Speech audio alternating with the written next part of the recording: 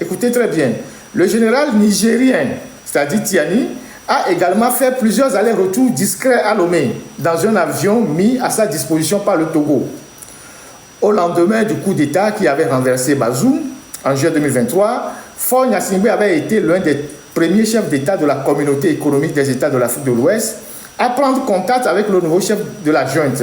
Dans les jours qui avaient suivi le putsch, il s'était rendu à Niamey pour rencontrer le nouvel homme fort du pays, une relation qu'il continue d'entretenir depuis 2 ans.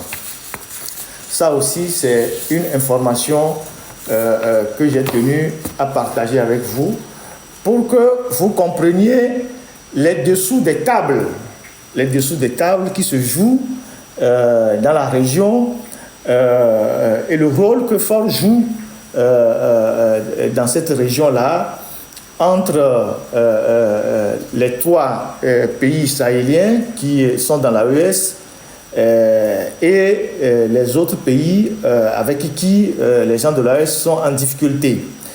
Et je vous avais dit il y a très longtemps, même depuis que j'étais à Lomé, que le Togo est le laboratoire de l'AES.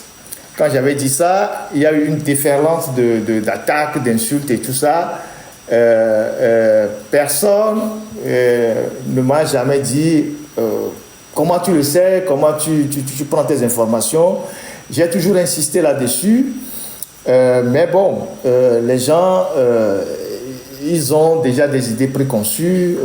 Heureusement que petit à petit, certains sont en train de se réveiller. Et donc là, on nous montre très bien que Faure, dans l'ombre, il fait sa médiation, il reçoit de façon discrète les chefs d'État des 3 pays chez lui. Ça aussi, je l'ai dit plusieurs fois, j'ai dit, est-ce que vous avez la moindre idée de ce qui se passe au Togo, comment ces gens-là arrivent discrètement, parfois à Niamtougou, parfois à Lomé, vous n'en savez absolument rien. Mais bon, voilà, et donc la lettre du continent qui nous dit ça. Alors, le Togo a signé un accord, ou est sur le point de signer un accord avec la Russie. C'est pas quelque chose de nouveau. J'avais déjà dit ça aussi depuis longtemps, que le Togo avait un accord avec la Russie. Et ça avait même été annoncé, ce n'était pas quelque chose de caché, ça avait été annoncé, je l'avais dit, même quand j'étais encore au Togo, je l'avais dit que le Togo avait un accord avec la Russie. Il y avait quelques experts russes qui ont fait le tour à Lomé pour regarder un peu la gendarmerie, la police et tout ça, et l'armée. La question est de savoir pourquoi c'est maintenant qu'il y a tout ce boucan, tout autour. Le premier accord a été revisité il y a quelques jours. Et donc, c'est sur le deuxième accord qu'ils sont en train de... L'accord réchauffé, la mise à jour de l'ancien accord, qu'ils sont en train de communiquer. Et pourquoi ils sont en train de communiquer là-dessus? Il faut que chacun essaye de faire sa petite idée. J'ai dit il y a longtemps que Faure, lui, il peut s'allier à tout le monde. L'essentiel, c'est de préserver son pouvoir. Il est prêt à s'allier à tout le monde. Le plus important pour lui, c'est son pouvoir. Donc, il est avec les Américains, il est avec les Français, il est avec les Israéliens, il est avec l'Iran, il est avec l'Arabie Saoudite, il est avec les Turcs, il est avec les Chinois. Lui, il donne tout ce qu'il peut donner pour garder son pouvoir. Et donc, ce n'est pas un fait nouveau que de constater que il est en train d'avancer avec la Russie. C'est beaucoup plus à des fins de communication stratégique qui sont en train de faire le bruit autour de toute cette histoire-là. Et les jours à venir, nous situerons davantage sur ce qu'il est en train de faire. Mais toujours est-il que lui, il est prêt à s'allier à tout le monde pour garder son pouvoir. Et c'est ce qu'il est en train de faire. Peut-être qu'en procédant ici, il est plus intelligent que nous. Il est plus intelligent que nous. Et ça lui permet de semer aussi la confusion dans l'opinion. Aujourd'hui, il y a ceux qui applaudissent parce que eux, leur objectif, c'est de faire entrer dans certains pays en Afrique leurs amis russes. Et il y a ceux qui sont contre. Moi, j'ai toujours dit, le Togo que nous voulons demain, le Togo qu'on a hérité de Sylvanus Olympio, c'est un Togo qui ne sera sous l'autorité ou sous l'influence d'aucune puissance. Puisque Sylvanus Olympio a voulu un Togo indépendant. Il n'a pas voulu que le Togo soit sous la puissance, telle puissance. Donc, il y a ceux qui sont il y a ceux qui veulent amener leurs amis dans des pays, et c'est eux qui sont en train de jubiler. Et alors que nous, on veut se débarrasser d'un dictateur, on s'en fout de je ne sais quoi, on veut se débarrasser d'un dictateur, d'un régime. Et une fois qu'on se sera débarrassé de ce régime-là, le Togo de demain définira ses relations avec les pays voisins et avec les partenaires. Mais on n'a pas à se mettre sous l'autorité d'une puissance, qu'elle soit la France, qu'elle soit les États-Unis, qu'elle soit l'Allemagne, qu'elle soit je ne sais pas quoi. Donc, il réussit ce coup extraordinaire de semer la division entre nous.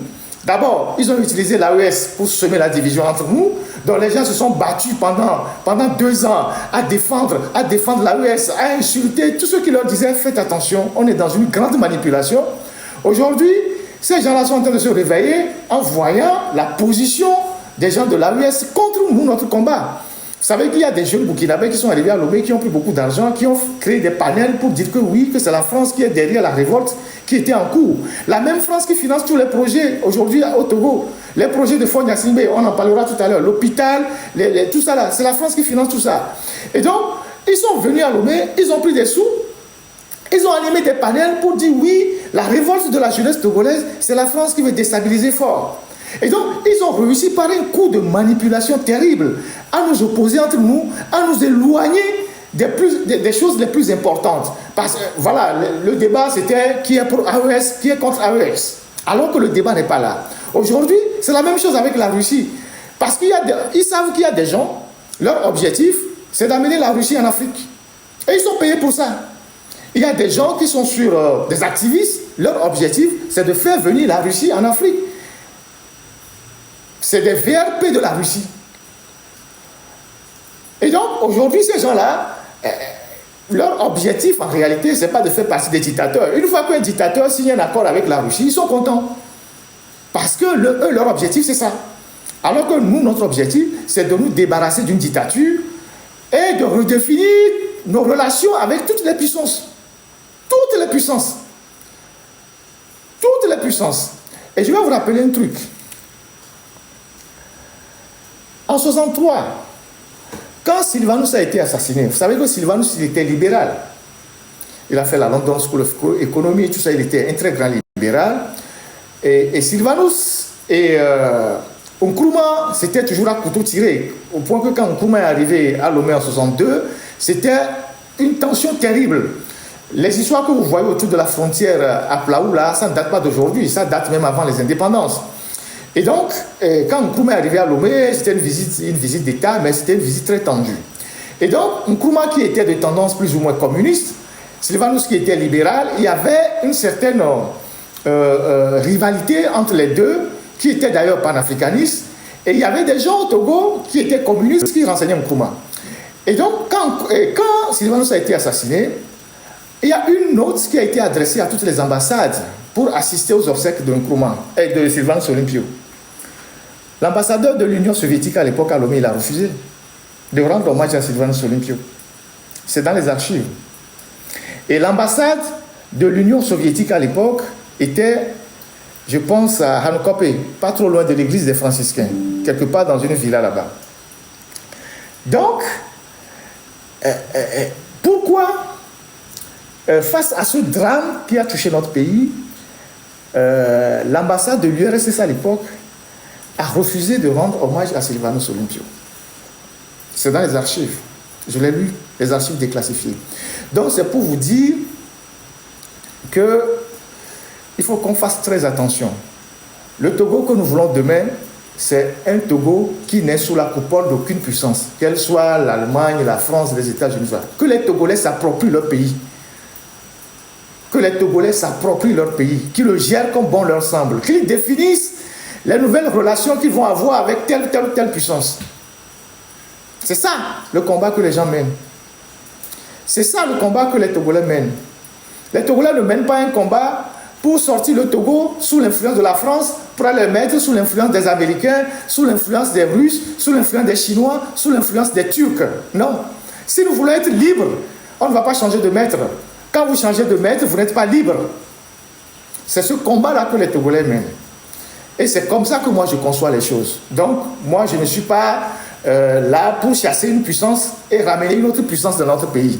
Parce que nous n'avons pas les moyens de titer quoi que ce soit à n'importe quelle puissance que nous invitons chez nous.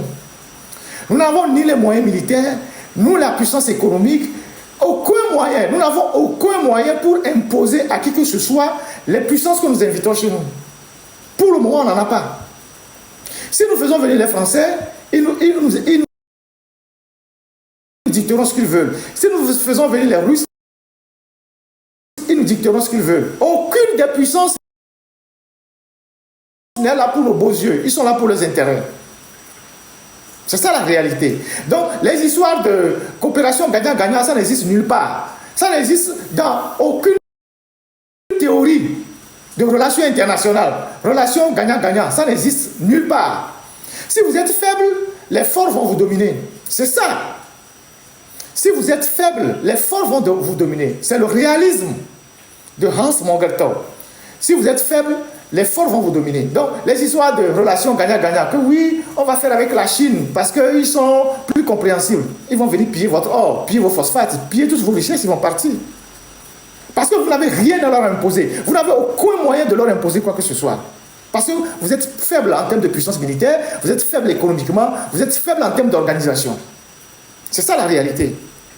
Mais vous avez la capacité de redéfinir vos relations avec ces gens-là dans le respect mutuel. Ça, c'est possible. Mais avancer des arguments comme quoi, avec ceci, on peut faire gagnant-gagnant, ça n'existe nulle part. Donc, voilà ce que moi j'ai voulu dire sur cette histoire de diplomatie et de signature d'accord avec la Russie. Et tout ça, c'est pour nous diviser, c'est pour semer la confusion entre nous. Nous qui nous battons pour nous débarrasser du régime, vous allez voir que ça va aller dans tous les sens. Les gens, il y a certains qui vont applaudir, il y a d'autres qui vont dire « Ah, si fort a fait ça, ah, donc voilà, il peut rester. » Parce qu'eux, ils sont des agents russes. Nous, on n'est ni agent russe, ni agent français, ni américain, rien du tout. On est des Togolais, c'est tout. C'est les Togolais qui veulent retrouver leur souveraineté. Pas pour le retourner sous l'autorité d'une autre puissance. C'est ça, la réalité. Et donc, en même temps, le Togo qui va signer un accord avec la Russie était aussi avec l'Ukraine. Il y a cela 2 semaines, Robert Doucet était en Ukraine. Ça peut vous montrer la complexité du régime togolais. Si la technique peut montrer les images. C'est pour vous montrer la complexité. La diplomatie attrape tout du régime togolais. Voilà le ministre des Affaires étrangères, Robert Doucet, qui est avec l'Ukraine, avec l'ambassadeur, avec le ministre des Affaires étrangères ukrainien, à la suite d'un voyage où ils ont échangé. Donc, ça dit, il n'y a pas de lisibilité dans la diplomatie togolaise. Ils sont avec tout le monde. Ils sont avec tout le monde. Voilà une séance de travail entre la délégation togolaise et la délégation ukrainienne. Ça, c'est en Ukraine. Il y a cela 2 semaines. Donc, ils sont avec tout le monde. Le plus important pour eux, c'est de sauver leur pouvoir. C'est de sauvegarder leur pouvoir. En même temps, la Russie et l'Ukraine sont en conflit. L'Ukraine appuie quelques réseaux dans l'AES, dont le Togo est plus ou moins membre. Mais en même temps, le Togo va flirter avec ces gens-là. Et donc, c'est ça la triste réalité. Le problème, ce n'est pas Robert Doucet, c'est son patron qui l'envoie. C'est son patron qui l'envoie. Donc, voilà, ils sont avec les Russes, ils sont avec les Ukrainiens, ils sont avec Israël, ils sont avec les Iraniens, ils sont avec les Américains, ils sont avec les Iraniens, ils sont avec les Français, ils sont avec... ils sont avec tout le monde. De telle manière que vous qui les combattez, si demain vous allez pour chercher des soutiens quelque part, les gens hésiteront à vous soutenir. C'est ça ce qu'ils sont en train de faire. C'est-à-dire, des gens peuvent vous dire, ah, Fort va signer un accord avec la Russie. Donc nous, on va aller voir l'Ukraine pour chercher des moyens. Alors qu'ils ont déjà un pied en Ukraine. Si vous allez en Ukraine, les Ukrainiens vont dire, écoutez, nous on est déjà en contact avec eux. C'est ça la réalité.